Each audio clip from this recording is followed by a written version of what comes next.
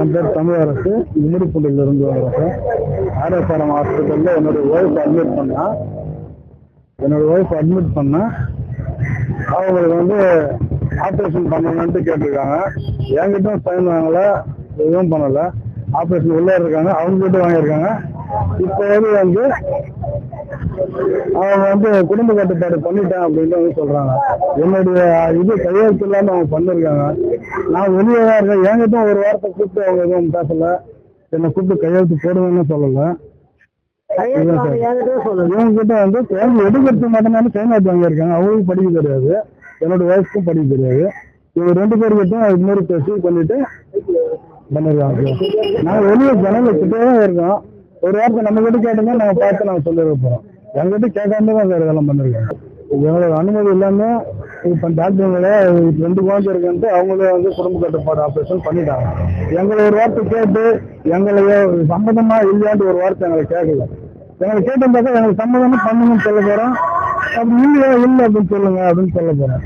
எங்களோட இல்லாம அனுமதி இல்லாம அவங்களே முடிவெடுத்து அவங்களே பண்ணிட்டு லாஸ்ட்ல அவங்க ரேஷன் கார்டு கொடுங்க அப்படின்னு கேட்கும்போது எங்களுக்கு தெரியும்.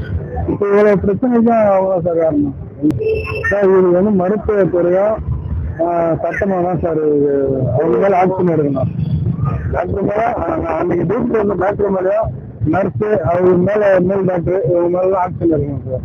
ஏன்னா இதை பத்தி நமக்கு தெரியாது, இந்த சட்டத்தை பத்தி நமக்கு எதுவும் தெரியாது. இதனால நான் எங்களோட பர்மிஷன் இல்லாம அவங்க பண்ணது தவறு. இது தக்க நடவடிக்கை எடுக்கணும் சார்.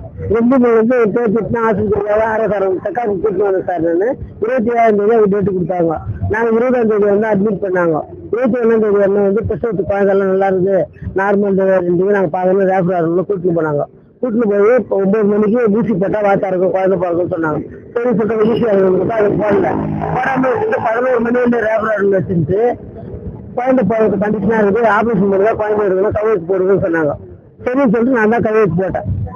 இப்ப பெருத்த ஆபரேஷன் கூட பண்ணிக்கலாம் எனக்கு கேட்கல, நான் போடல. இதெல்லாம் விஷயம் குழந்தை பஞ்சத்தொகை போட்ட 2 மணி நேரம் நைட்டு வயிறு வீங்கி போய் பயங்கரமா ஃபீடிங் ஆகி ரொம்ப ரெக்குசா பண்ணாலும் தச்சில் வச்சு போட்டு ஐசியில் போட்டு குழந்தை ஊசிக்கிட்டு போடுற நல்லா இருக்குன்றாங்க. 4 மணிக்கு தான் அவர் சூழ்நிலை வந்தது. அந்த அளவுக்கு பண்ணிட்டாங்க சார். அதுதான் நடந்ததாங்க. கையெழுத்து போட சொன்னாங்களா? கையெழுத்து நான் தான் போட்டேன். அவர் யாரும் போல எல்லாம் வெளியே இருக்கிறாங்க. நம்ம கூட்டின்னு வர சொன்னா யாரும் வேணா, நீ மட்டும் போட்டு ஆபத்துக்கு வரணும் போல. குழந்தை இருக்கு, குழந்தை ஆபத்து குழந்தை இருக்குன்னா பெரிய ஆபத்து இருந்தாங்க. பயந்து கையெழுத்து போட்டேன். இப்படி செய்வாங்க நான் எதிர்பார்க்கல. குழந்தை எடுத்துதான் ஆபரேஷன் பண்ணா, கருத்து அடிக்கிறது கேட்கல. அவங்களும் கேட்கல, நானும் பயந்து சொல்ல கையெழுத்து போடல. ஆபரேஷன் பண்ணி குழந்தை குழந்தை சரியா இருக்காங்க தான் பயந்து கையெழுத்து போட்டேன். அது ஒண்ணுதான், வேற ஒண்ணு. மூணாவது நேற்று ஏன் அதை மீறி சின்ன ஆகுது, ஏன் ஆகுது ஆபரேஷன் பண்ண ஆகுது, நாங்களாம் பெரிய ஆபரேஷன் பண்ணல இன்னொரு ஆகுதுன்னு சொல்லும்போது நாங்கள் கருத்து ஆபரேஷன் பண்ணிக்கலாம். அது நல்லா இந்த சின்ன ஆகுது, சரியா சுத்தம் பண்ணல வயசு அப்படின்னு சொன்னாங்க. இதுதான் சார் தான் தெரியுது. அப்புறம் காலையில சாப்பிட்டு காலையில சீட்டு கொடு, அந்த பச்சைக்கார ஆதார் ஒரு 2 பொண்ணுக்காக திட்டு வருவாங்க. நாங்கள் கொடுக்க மாட்டோம், ஏன் பாருங்க இதான் பிரச்சனை. எந்த மருத்துவமனையில ஆர்எஸ்ஆர்எம் இந்த ஃபர்ஸ்ட்ல சொன்னா ஆர்எஸ்ஆர் கூட்டு வந்தாங்க. இன்னைக்கு ஆபரேஷன் 27 டேட்டு கொடுத்தா 12/21 27ஆம் தேதி ஆபரேஷன் பண்ணது. போலீஸ் ஸ்டேஷன்ல என்ன கம்ப்ளைண்ட் கொடுக்க வந்தீங்க? என்ன கம்ப்ளைண்ட் கொடுக்க வந்தீங்க? ஹாஸ்பிட்டல்ல இருந்து வந்தோம். இல்ல என்னன்னு கம்ப்ளைண்ட் கொடுக்க வந்தீங்க? ஆபரேஷன் பண்ணி குழந்தை எடுக்கணும்னு சொல்லி என்கிட்ட கையெழுத்து வாங்க. என்ன கேட்காம கருத்தை ஆபரேஷன் பண்ணியிருக்காங்க. ஏன் எதுக்கு இப்படி பண்ணாங்கன்றது என் பிரச்சனை. சொல்லாம பண்ணியிருக்காங்க. ஆமா.